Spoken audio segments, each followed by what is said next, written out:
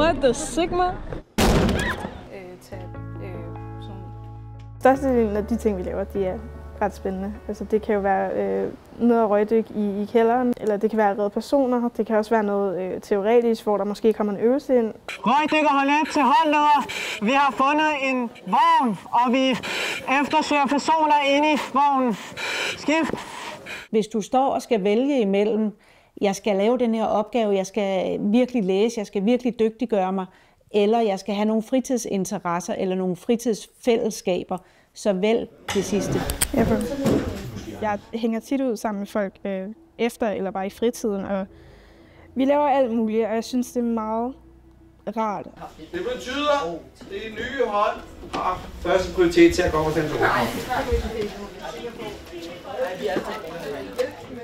Mit råd til andre, der søger efter et fællesskab, det er helt klart. Bare kaste sig ud i det, tage det stille og roligt, og bare være sig selv, også selvom det kan være svært nogle gange.